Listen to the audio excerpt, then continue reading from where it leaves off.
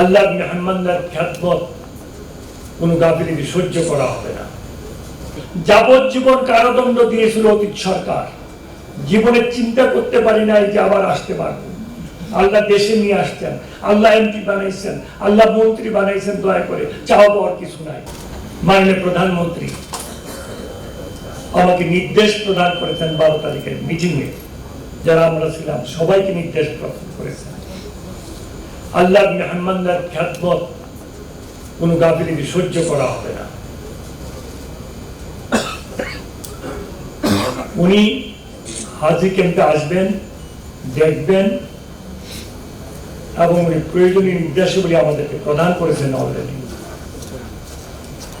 মাননীয় প্রধানমন্ত্রী আমাকে খাদেম হিসেবে অ্যাপয়েন্টমেন্ট দিয়েছেন। আমি আমাকে মাননীয় মন্ত্রী মনে করি, আমি মনে করি আমি আপনাদের খাদেম। প্রিয় ভাইয়েরা আমার, আপনারা যে যাচ্ছেন আমি আপনাদেরকে হাজি মনে করি না, আপনারা যাচ্ছেন হাজিদের খাদেম হিসেবে যাচ্ছেন। এটা সত্যি কিনা বলেন? আপনারা স্বীকার করেন তাহলে হাত তোলেন, কারা কারা এটা রাজি আছে?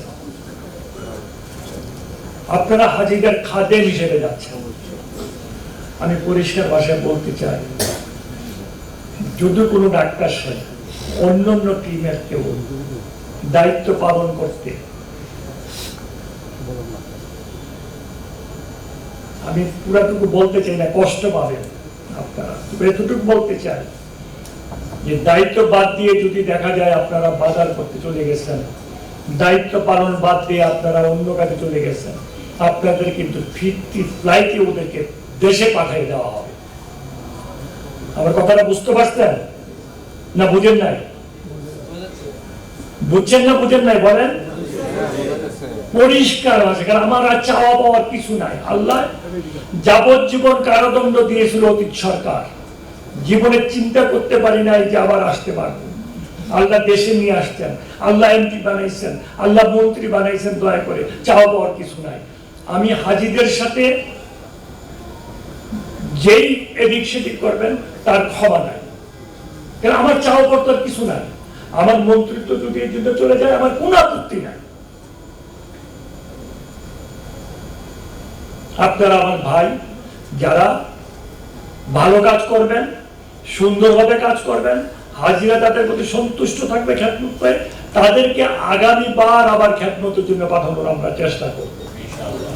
আমার কথাটা বুঝতে পারছেন? আর যারা একটু এদিক সেদিক করবেন, মক্কা শরীফ থেকে বিদায় করার ব্যবস্থা করা হবে। আমি হাজি হিসেবে মিশনে গিয়েছিলাম চিকিৎসার জন্য, কোনো ডাক্তার পাই নাই। আমি স্বরের কথা বলবো না, আমি অবস্থানের কথা বলবো না।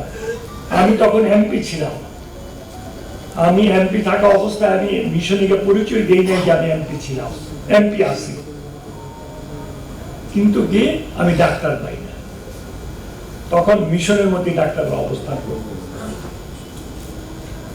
আমি তো এই ভুক্তভোগী।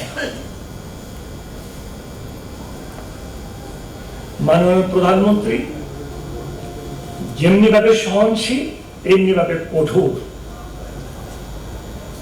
উনি কিন্তু হাজিদের প্রতি কোনো অন্যায়, অত্যাচার, অবিচার সহ্য করবেন না। আপনাদের যদি কোনো প্রশ্ন থাকে, কোনো কথা থেকে, আপনার নির্ভয়ে আমাকে এখনই বলতে পারেন। যদি আপনাদের কারো কোনো প্রশ্ন থাকে, কোনো জানতে ইচ্ছা হয়, আপনারা সরাসরি আমাকে বলতে পারেন।